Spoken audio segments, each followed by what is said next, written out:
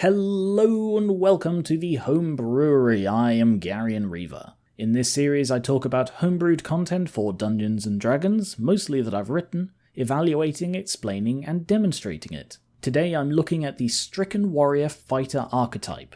I'm also joined by my assistant Goliath, who is reluctantly modelling the Stricken Warrior Fighter. He did not enjoy the preparation for this one.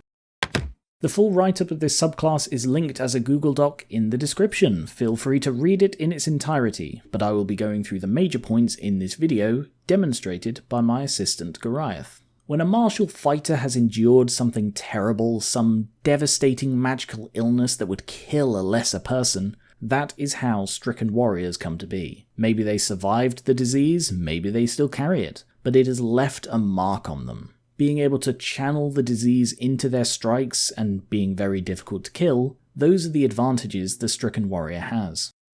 Starting at 3rd level when they choose the archetype, stricken warriors, or just stricken for short, get Fatal Survivor.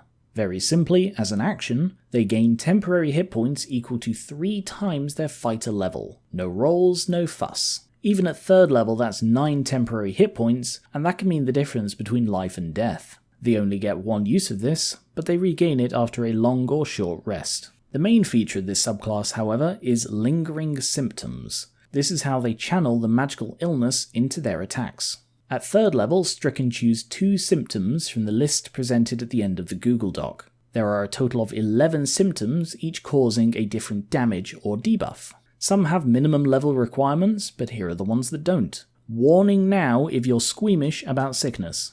Day terrors frighten the target, ocular turn blinds them, stomach churn poisons them, and the ringing deafens them. Each of these effects lasts until the end of their next turn. There's also corpse leg that knocks them prone. For additional damage, fizzing sores deals acid damage, septic blood deals poison, and sudden necrosis deals necrotic. Each of these deals 1d8 of their damage type. As you can see, there is a wide choice, making it sort of the disease equivalent of Battlemaster. That said, there is a difference between Battlemaster and Stricken Warrior about which I'm unsure. The symptom effects last until the end of the target's next turn, whereas things like Battlemaster's menacing attack last until the end of your next turn. It's subtle, but it can make a big difference. Which do you think it should be? Anyway, the way they use these is once per turn, when a Stricken hits with a weapon attack, they can imbue their strike with a symptom they've chosen. No matter which they pick, this deals an additional 1d8 poison damage, and that stacks with the septic blood symptom, and their target must roll a constitution save against their symptom save DC. This DC is dependent on their con modifier. It is 8 plus proficiency bonus plus con mod. For a tanky fighter like the Stricken, constitution is very important. Failing the save, they take the effects of the symptom, but even if they pass, they take the 1d8 poison damage. Stricken can use this a number of times equal to their prof bonus, regaining all uses after a short or long rest. That was a lot, so let's see it in action. For his 2 symptoms, Goliath has chosen fizzing sores and ocular turn. As a standard human using the standard array, he made strength his best stat, and ended up with a con of 15. At 3rd level, that gives him a symptom save DC of 12. We join him now in a duel against a crocodile. Goliath swings his sword and lands a hit. As it did hit, he can then choose to imbue the strike. He does so and uses the ocular turn symptom. The crocodile takes the weapon damage, the poison damage, rolls a con save against a DC of 12, fails, and is blinded until the end of its next turn. This, of course, will give it disadvantage on its attacks. Sadly, it wears off before Goliath's turn comes back around, but this time he imbues his strike with fizzing sores. Because of this, he deals weapon damage, poison damage, and acid damage. Not bad for one hit. And he better hope that kills it, as he's now out of uses of lingering symptoms until the end of his next rest. Sometime later, Goliath has managed to reattach his leg and has progressed to 7th level. Immediately, Stricken gain another symptom of their choice, giving them a total of 3. In addition, they can also choose to replace a symptom they previously chosen with a different one. Magical illnesses not known for consistency. At this point, one new symptom is available to be chosen, blood cough. This incapacitates the target until the end of its next turn. At 7th level, Stricken get close to the edge. This makes them even harder to kill and gives their lingering symptoms a much needed buff. With this, Stricken gain resistance to poison damage, advantage on saving throws against being poisoned or diseased, and advantage on death saving throws. Their bodies are so messed up that they're practically used to the verge of death. Going to Goliath, we find him hanging with his people. Sorry, just a joke we have. He's fighting an ogre zombie. Goliath chose blood cough as his 7th level symptom, and switched fizzing sores for septic blood. I bet he's regretting that now because zombies are immune to poison damage. Regardless, he lands a hit and decides to imbue the strike with septic blood anyway. This is where the other part of Close to the Edge comes into effect. Poison damage he deals with a weapon or symptom also counts as necrotic damage for purposes of circumventing resistance and immunity to poison. What that means is his sickness has a deathly quality to it, allowing him to hurt things that would normally be out of the reach of poison, such as these zombies. It doesn't change it to necrotic damage, it just treats it as that to get around resistance. Of course, if the target is also resistant or immune to necrotic, the damage is reduced or negated anyway. This effect is basically a compulsory part of all of my poison-based subclasses due to how many creatures have resistance or immunity to poison. After increasing his constitution to 17 at 6th level, plus his prof bonus, that gives Goliath a symptom save DC of 14. Still not spectacular, but remember the 1d8 poison regardless of symptom, which does benefit from Close to the Edge, doesn't rely on them failing the save.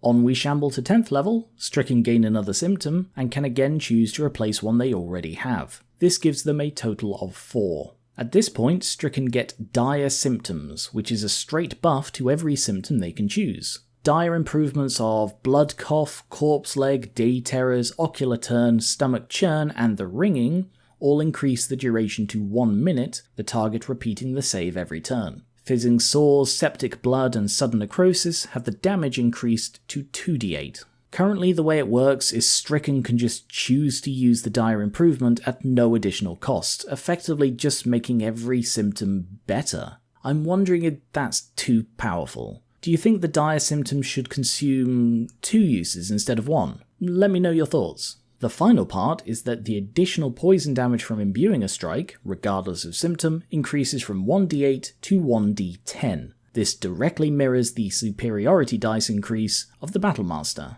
Nothing really to demonstrate, but checking in with Goliath, he added 1 to his constitution at 8th level, bringing his symptom save DC up to 16.